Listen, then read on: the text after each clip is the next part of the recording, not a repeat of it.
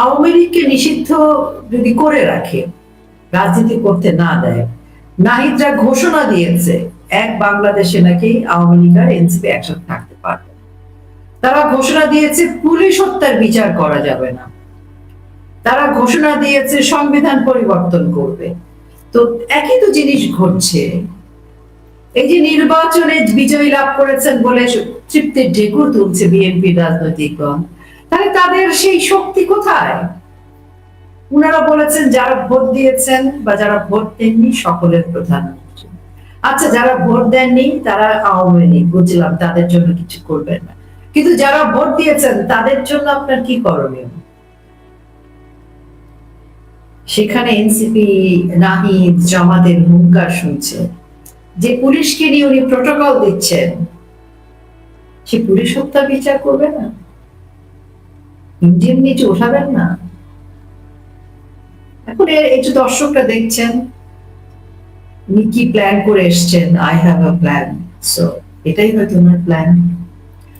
ইউনূস বলেছেন আমাদের আওয়ামী লীগকে নিশ্চিহ্ন করে দেবেন, আর এই মুহূর্তের সরকার বলছেন না, যারা বলছে তাদেরকে পৃষ্ঠপোষকতা করছে। যতক্ষণ পর্যন্ত আওয়ামী লীগ ওই একটাই আছে, না ওই একটা হুঙ্কারই আছে, কিন্তু অর্থনীতি বলেন অন্যান্য ক্ষেত্রের কথা তারা বলেছে, কিন্তু সব রসুন হচ্ছে এক জায়গায়, আওয়ামী লীগ আসতে পারবে, সবকিছু ঠিক আছে, কিন্তু বিচার মানে তাল কাজটা আমার, আওয়ামী লীগ দেশে ঢুকতে পারবে না, আওয়ামী লীগ রাজনীতি করতে পারবে না, আওয়ামী লীগকে নিষিদ্ধ করে রাখা হবে, আওয়ামী লীগের নেতা কর্মী সবাইকে ফাঁসি দিয়ে বঙ্গোপসাগরে ফেলে দিতে হবে।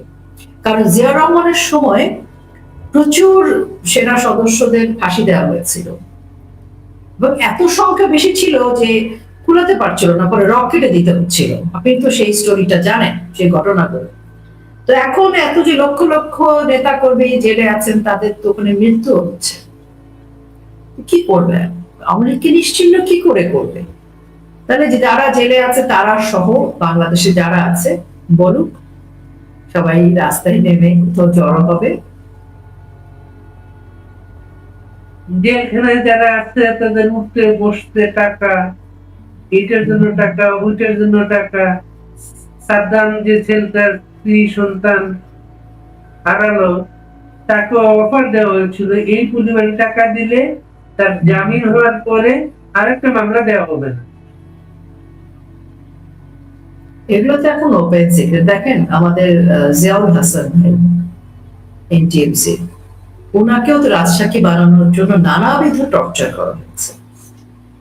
আমি ব্যক্তিগতভাবে ওনার পরিবারকে চিনি, বহু বছর ধরে চিনি। আমি আমার নিজের ভাইকে যতটা চিনি আমি ততটা ওনাকেও চিনি, ওনার পরিবারকেও চিনি। তো ওনাকে রাজসাক্ষী হওয়ার জন্য মানসিক নির্যাতন, শারীরিকটা আমি বলতে পারছি না, এবং কি পরিমাণ টাকা চাওয়া হয়েছে সেগুলো সবই আপনি জানেন, আমিও জানি, এবং এগুলো সঠিক, এবং ওনাকে কিভাবে অ্যারেস্ট করা হয়েছে সবকিছুই, এবং সেটা উল্টো প্রপাগান্ডা চালানো হয়েছে। তো এইভাবে মানে আর কত? কিন্তু জিয়াউল হাসান ভাই তো বঙ্গবন্ধু কন্যার বিরুদ্ধে যাবেন না, রাজসাক্ষী হবেন না। পৃথিবীতে গাদ্দার বেশি জন্মায় না, অল্প গাদ্দার জন্মায়, কিন্তু দুই একটা অল্প গাদ্দার দেশটাকে ধ্বংস করে দেয়। তেমনি মীর জাফর খন্দকার মোস্তাক কিছু আছে, কিন্তু সবাই না। তো জিয়াউল হাসান ভাই যেহেতু বঙ্গবন্ধু কন্যার বিরুদ্ধে যাননি, যাবেন না, কাজেই আমরা ধরে নিচ্ছি যে ওনার প্রতি অত্যাচারটা বেশি হবে, এবং উনি কিন্তু এটা মানসিক ভাবে মেনে নিয়েছেন, বীরের মতো সেটা মোকাবেলা করছেন। এরকম অজস্র নেতা কর্মী আছেন আমাদের, অজস্র প্রশাসনিকরা আছেন যাদেরকে রাজসাক্ষী করতে চাইছে, যাদেরকে নির্যাতন মানসিক শারীরিক ভাবে এবং তাদের পরিবারের কাছে অর্থনৈতিক যে দাবি তারা করছে, এই সবই তো নির্যাতন। হয়তো আজকে এগুলো প্রকাশ্য ভাবে যাচ্ছে না, কিন্তু এই সবই কি মানে লুকিয়ে থাকবে? না, ইতিহাসে কোনো কিছু গোপন থাকে না, সবকিছুই কিন্তু ইতিহাসে বেরিয়ে আসে। এই যে আজকে একটা অন্য একটা প্রসঙ্গে যাই, আজকে হাইকোর্টে রুল জারি করা হয়েছে। রুল মানে হচ্ছে জুলাই সনদ এবং গণভোট, এটাকে হাইকোর্ট অবৈধ মানছে এবং সরকারকে 4 সপ্তাহের মধ্যে জবাব দিতে বলা হচ্ছে কেন তারা ঘোষণা করা হবে না। এইটা রিয়েকশন কি হতে পারে?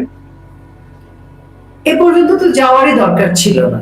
আমি আপনার এই অনুষ্ঠানে অনেকবার বলেছি যে তারেক রহমান সাহেব এই বলটা ক্যাচ ধরতে পারতেন, এই বলটা ক্যাচ ধরতে পারতেন, উনি ম্যান অফ দ্য ম্যাচ হতে পারতেন, ম্যান অফ দ্য সিরিজ হতে পারতেন। তো এই ক্যাচগুলো তো উনি মিস করেছেন। তখন এখনো সুযোগ আছে গণতন্ত্র রক্ষার, বাংলাদেশকে এগিয়ে নিয়ে যাওয়ার, নতুন ধারা তৈরি করবার। ম্যান অফ দ্য হিরো হতেই পারেন উনি, ম্যাচ হতেই পারেন এখন, বিএনপি যদি এখনো সঠিক রাজনৈতিক পথে থাকে। আর যদি বিএনপি মানে ইউনূস জামাতের জোটের পথেই থাকেন, তাহলে তো ওনাকে বল দিলেও উনি ধরতে পারবে না। ওনার তো সেই সুযোগটা আছে। এখন আমি চাই যে ভালো কিছু, বিএনপিতে তো কিছু মুক্তিযোদ্ধা আছে। জিয়া রহমান মুক্তিযোদ্ধা, যদি উনি না থাকে তাহলে বিএনপির আসলে থাকে কি পালক? ওই একটাই পালক তো বিএনপি, ওটা বারবার দেখায়। তো সেটা তো প্রকৃত অর্থেই সেটাকে গুরুত্বপূর্ণ ভাবে কাজে লাগাতে পারে। এখন আমি দেখতে চাই, এই সময়টা দেখতে চাই, কিন্তু আমি খুব আশাবাদী না, যেহেতু ডেপুটি স্পিকার বিষয়টা এসছে সামনে। জামাত মানে আমার এসব দেখার পরে, এবং নাহিদের হুঙ্কার চলেই যাচ্ছে। এই হুঙ্কার গুলো বিরুদ্ধে রাষ্ট্র দাঁড়াচ্ছে না, একই রকম বিহেভিয়ার, জাস্ট মনে হচ্ছে ইউনূসের মতো। ইউনূস এখানে দাঁড়িয়ে আছে, আমি ইউনূসকেই দেখতে পাচ্ছি। পার্থক্য হচ্ছে ইউনূস পাঞ্জাবি পরা, একটা কোটি পরা, আর উনি সাদা শার্ট আর একটা ব্রাউন আর ব্ল্যাক কালার প্যান্ট, হোয়াটএভার। খুব পার্থক্য দেখছি না। ইউনূসের এনআইটা পৃষ্ঠপোষকতা করেছে তো রাষ্ট্রের বিরুদ্ধে দাঁড়ানোর সময়। এখনো তো নাহিদ জানা রাষ্ট্রের বিরুদ্ধে। তো আমাদের এই সরকার কি করছে? কোথায় এই সরকারের দ্বিধা? এই সরকারের ভয় কি? মুচলেকা নাকি? আমরা তো এগুলো বলতে চাই না, এখনো বলতে চাই না। আমরা চাই যে সুন্দর আবহাওয়া তৈরি হোক, কিন্তু যদি জল খোলা হয় তখন তো কিছু করার নেই। এই দিকটা যেদিন হাইকোর্টে গেল, সেদিন আমার স্বরাষ্ট্রমন্ত্রী ব্রিফিং এ বলেছেন এটা রিট হয়েছে, মানে মেসেজটা পাওয়া যাচ্ছিল। তারা হয়তো সংসদের উদ্বোধনী অনুষ্ঠানে তারা একটা শেল্টার করছেন। হাইকোর্ট দেখাবেন আর কিছু হতে পারে না। আমার কাছে, আমি খুব আশাবাদী না, কারণ সবকিছু মিলে আপনি যেরকম ইঙ্গিত করছেন, আমিও পরিস্থিতির ইঙ্গিতটা সেদিকেই তো যাচ্ছে। ডেপুটি স্পিকার হচ্ছে জাতীয় সংসদের চিফ হুইপ হলেন যারা, তো সব দেখে টেখে সবকিছু মিলে টিলে আমি আসলে, আমার সামনে লিস্টটা আছে, আমি লিস্টটা পড়তেও চাই না, আপনার কাছেও আছে। ইঙ্গিতটা খুব ভালো নয়। দেশের মানুষ যতটা আই হ্যাভ আ প্ল্যান শুনে উচ্ছ্বসিত হয়েছিল, তাদের জন্য আমি অপেক্ষা করতে চাই। কারণ এভাবে বলতে চাই না বাড়ি ভাই, তবু বলি, সেটা হচ্ছে ডক্টর মোহাম্মদ ইউনূস অনেক বড় মানুষ, অনেক ভালো, অনেক শিক্ষিত, ব্লা ব্লা ব্লা। দেশের মানুষ যেভাবে বলছিল ওনাকে নিয়ে, অ্যাজ ইফ সারা পৃথিবীতে one of the best hero, সে এরকম ভাবেই মানুষ মার্কেটিং করেছিল। এবং মনে হচ্ছিল যে আমরা যারা আওয়ামী লীগ করি বা সমর্থক যারা, তারা যেন ভিলেন। কিন্তু আমাদের দেশের সেই মানুষগুলো যারা ওনাকে ওভার রেটিং করেছিল, আজকে তারা বুঝে গেছে যে বাংলাদেশটাকে কোথায় নিয়ে গিয়ে দাঁড় করিয়েছে। তো ইউনূস সম্পর্কে সেই ডক্টর মোহাম্মদ ইউনূস, ডক্টর বাদ, মোহাম্মদ বাদ, অধ্যাপক বাদ, সব কিন্তু আস্তে আস্তে বাদ। উনি কোন কলেজ থেকে, কোথা থেকে ডক্টরেট করছে, এই প্রশ্ন এখন ওঠে। উনি কোথাকার কি, উনার গার্লফ্রেন্ডদেরকে মাধ্যমে উনি কিভাবে সারা পৃথিবীতে উনার বলয় তৈরি করেছেন, এখন এই গল্পগুলো আমরা শুনতে পাই। তো যাই হোক, অনেকে বলে যে এটা নিয়ে একটা গল্প আছে, সেটা আমি একটু বলি, অপ্রাসঙ্গিক হলো। বলা হয় যে মেয়েরা নাকি সুগার ড্যাডি খোঁজে। এরকম একটা যে লেখাটার কথা আমি বলছি যে মেয়েরাই সুগার ডেডি খোঁজে না, এরকম পৃথিবীতে প্রভাবশালী কিছু মানুষও আছে যাদের সুগার গার্লফ্রেন্ড আছে, এবং সেই সুগার গার্লফ্রেন্ডের বদৌলতে তারা আজকে বিভিন্ন জায়গায় পাওয়ারফুল পজিশনটা করতে পেরেছে। এবং সেই সুগার গার্লফ্রেন্ড থাকা সৌভাগ্যবানদের একজন হচ্ছে ইউনূস সাহেব। আপনি দেখেন তার আমেরিকান যে হিলারি ক্লিনটন তার গার্লফ্রেন্ড জাপানে আছে, আপনি উনার ক্যারিয়ারের মধ্যে দেখবেন গুরুত্বপূর্ণ জায়গাগুলোতে উনার এই ধরনের সহযোগিতা বন্ধু বান্ধব আছে, অ্যাবস্টেনের মতো জায়গাতেও উনার বন্ধু বান্ধব আছে। তো কাজে তাকে নিয়ে বাংলাদেশের মানুষের যে আবেগ, যে অস্থিরতা ছিল, প্রেম, ভালোবাসা, উচ্ছ্বাস, রোমান্টিসিজম সবকিছু মাইনাস হয়ে গেছে। তো মানুষের আসলে একটু বোঝাও দরকার। ওসব তিনি তো জানেন, এর জন্যই তো চুপচাপ ক্ষমতাতে যাওয়ার আগে নিজে নিজে ভিভিআইপি বানিয়ে গেছেন, নিয়ে গেছেন, এবং এই তার কন্টিনিউ করছে। উনি এতই ভিভিআইপি যে উনাকে এখন ইউনূস ডাকে মানুষ। আমাকে একজন বলছে আমি কেন ইউনূস সাহেব বলি, ডক্টর মোহাম্মদ ইউনূস বলি। আমি বলি এই জন্য বট বাহিনী তো আমাদেরকে অনেক খারাপ গালি দেয়, তো বট বাহিনীকে শেখানোর জন্য বলি যে একটা মানুষকে সমালোচনা করার জন্য খারাপ কথা বলার দরকার নাই, তাকে মিস্টার বলেও গালিটা দেয়া যায়। তো মানুষ, উনি ভিভিআইপি কিন্তু ওনার কোনো মর্যাদা নেই। বাংলাদেশের সবচেয়ে খারাপ ক্রিমিনালের চেয়েও উনি খারাপ অবস্থায় আছে। তা আমি চাই না যে বাংলাদেশে আর কারো এরকম পরিণতি হোক। এদেশের মানুষ মাথায় তোলে আবার আছাড় দিয়ে ফেলেও দেয়। তো যে আবেগে উচ্ছ্বসিত আছে এখন দেশের মানুষ, তারা এই জামাত জোটকে ছাড়তে চেয়েছিল বলেই কিন্তু কেউ কেউ ধানের বাক্সে ভোট দিয়েছে। ধানের বাক্সের প্রেমে পড়ে ধানের বাক্সে সবাই ভোট দেয়। যদি এমন হয় যে ধানের বাক্সে জামাত ঢুকে যায় বা ধান জামাতের বাক্সে ঢুকে যায়, তাহলে সাধারণ মানুষ কিন্তু মুহূর্তেই মুখ ফিরিয়ে নেবে। নীরব ভোট বিপ্লব হয়েছে না বাংলাদেশে 12ই ফেব্রুয়ারি, আবারও হতে পারে। এবং চরম পরাক্রমশালী একজন উপদেষ্টা, যিনি গণভবনের জাদুঘরের ব্যবসাটা করে গেছেন, তিনিও এখন এয়ারপোর্টে তাকে জিজ্ঞাসাবাদ করা হচ্ছে, আটকানো হচ্ছে। উনি তো সৌভাগ্যবান, ওনাকে আটকানো হয়েছে, পিটানো হয়নি। কার্মা বলে একটা কথা আছে না, সেখান থেকে কেউ বেরোতে পারবে না, সবার প্লেট সাজানো হয়ে গেছে।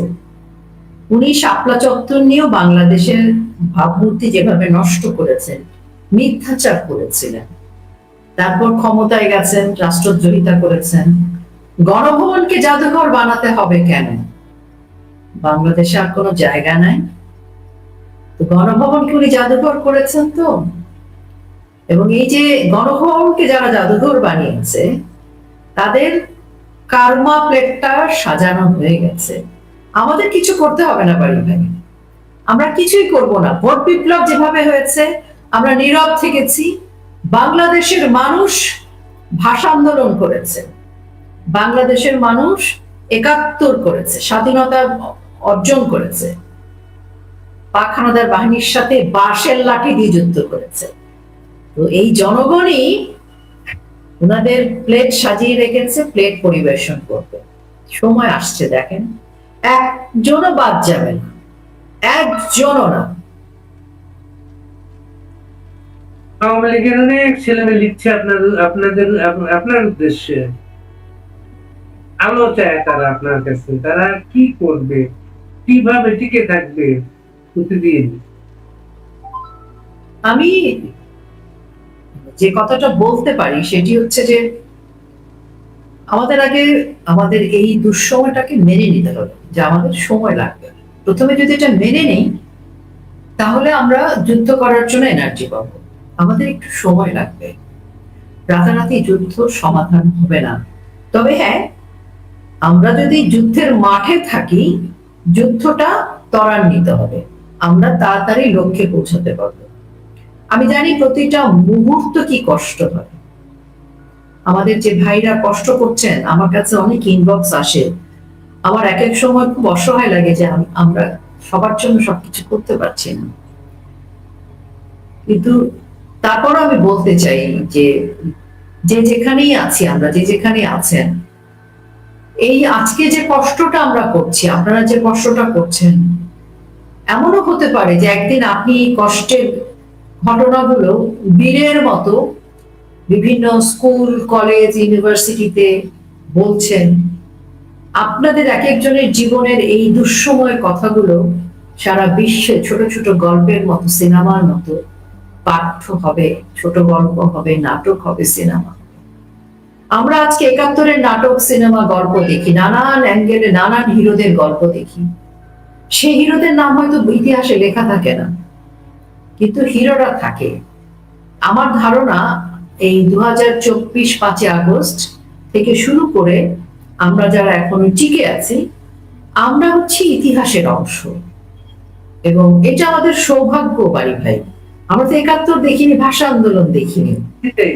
হ্যাঁ, তার মানে আমরা আরেকটা মুক্তিযুদ্ধের অংশ, আরেকটা লড়াইয়ের অংশ। এই লড়াই শেষ পর্যন্ত মানে প্রাকৃতিক ভাবে টিকে থাকবো কিনা জানি না, বা কি পরিণতি হবে জানি না, কিন্তু আমি বা আমরা যে এর অংশ, এটা পৃথিবীর কোনো শক্তি এটাকে মুছে দিতে পারবে না।